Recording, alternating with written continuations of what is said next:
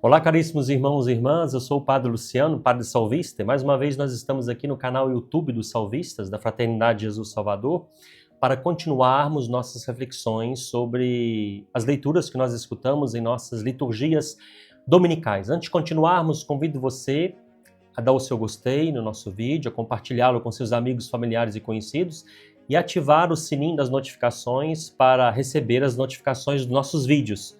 Muito obrigado. No próximo domingo, 11 de maio, nós vamos celebrar a Ascensão do Senhor, a solenidade da Ascensão, que é um dos mistérios da fé cristã, um dos artigos do credo que diz que ele, Jesus, o Filho de Deus, subiu aos céus e está sentado à direita de Deus Pai Todo-Poderoso. Por que é, queridos irmãos e irmãs, que Jesus subiu aos céus? Segundo a tradição da Igreja, segundo o que diz a Sagrada Escritura, nós podemos elencar 4 razões pelas quais Jesus subiu aos céus. A primeira razão, Jesus subiu aos céus para levar a nossa humanidade para a eternidade, para a vida plena em Deus. Não sei se você entende isso, que o Filho de Deus, antes de se fazer carne no ventre da Virgem Maria, ele era puro Espírito, como o Pai e o Espírito Santo são puro Espírito. Mas o Filho de Deus, quando se fez carne no ventre da Virgem Maria, se fez como nós. Teve uma mão como você tem uma mão, teve olhos como você tem olhos, teve um corpo como você tem um corpo, teve uma alma humana, viveu em tudo a condição humana, exceto o pecado. Depois morreu por nós, ressuscitou ao 3º dia e com esse corpo, com a nossa humanidade, ele entrou no seio da Trindade, ele levou nossa humanidade com ele. Para parafrasear Santo Agostinho, a primeira razão pela qual Jesus subiu aos céus é para que nós subamos com ele. Com Jesus, nós já subimos, é o que diz Santo Agostinho, numa de suas homilias sobre a ascensão do Senhor. Nós também subimos com ele, embora não se tenha ainda realizado em nosso corpo o que nos está prometido. E Santo Agostinho, para explicar isso, nos lembra aquele texto que está lá em 1 Coríntios, capítulo 12, versículo 12. São Paulo diz que Cristo é a cabeça e nós somos o corpo, nós somos os membros. E, em outras palavras, Santo Agostinho diz o seguinte: se a cabeça entrou, o corpo também tem que entrar. No entanto, Santo Agostinho diz, embora não se tenha ainda realizado em nosso corpo o que está prometido. Claro que, enquanto nós estamos neste mundo, nós, a igreja, nós sofremos. Mas a entrada de Jesus no seio da Trindade com a nossa humanidade é a certeza que nós também vamos entrar, é o que nos lembra São Paulo, lá na carta aos Efésios, capítulo 2, versículos de 5 a 6, quando estávamos mortos em nossos delitos, Deus o Pai nos vivificou juntamente com Cristo e com Ele nos ressuscitou e nos fez sentar nos céus em Cristo Jesus. Por que São Paulo diz com tanta certeza que Ele já nos fez sentar nos céus em Cristo Jesus? Porque a nossa fé nos diz que nós, através da ascensão do Senhor, que assentou à direita de Deus Pai Todo-Poderoso, nós também já sentamos com Ele na eternidade. A segunda razão pela qual Jesus subiu aos céus ele subiu aos céus para interceder por nós. E isso você encontra na sua Bíblia, lá em Hebreus, capítulo 7, versículo de 24 e 25. Ele, porém, visto que permanece para a eternidade, possui um sacerdócio imutável. Por isso é capaz de salvar totalmente aqueles que, por meio dele, se aproximam de Deus, visto que ele vive para sempre para interceder por eles.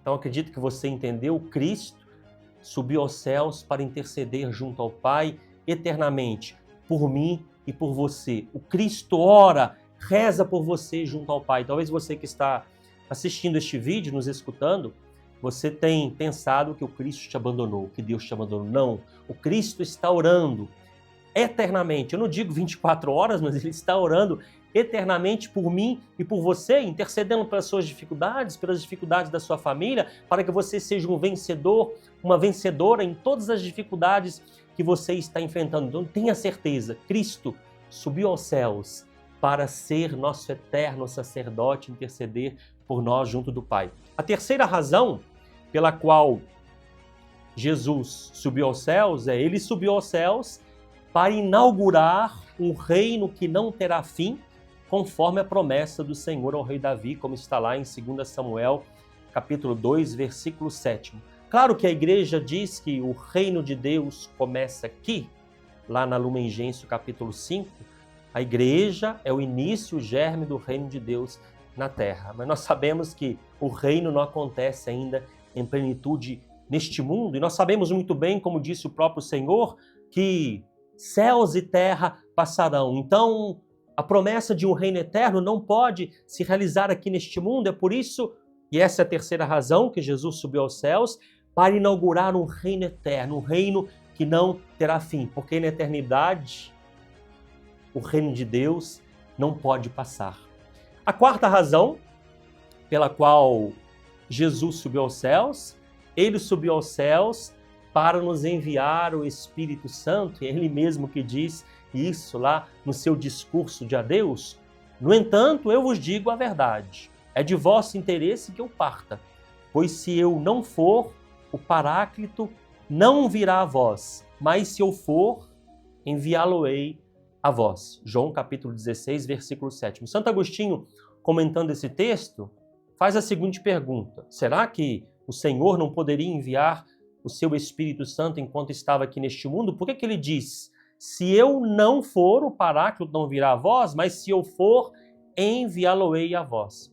Santo Agostinho responde dizendo, claro que sim, durante sua vida neste mundo, Jesus poderia nos enviar o Espírito Santo, ele mesmo recebeu o Espírito Santo estando aqui neste mundo, mas Santo Agostinho explica, comentando este texto, que Jesus disse que ele precisava ir para nos enviar o Espírito Santo, porque com a sua subida aos céus, começa uma nova etapa no projeto de Deus. Santo Agostinho explica que enquanto Jesus estava neste mundo, ele era o Paráclito. A palavra Paráclito vem do grego parakletos, significa o defensor. Jesus estava ao lado da igreja, estava ao lado dos apóstolos para defendê-los contra todo o mal.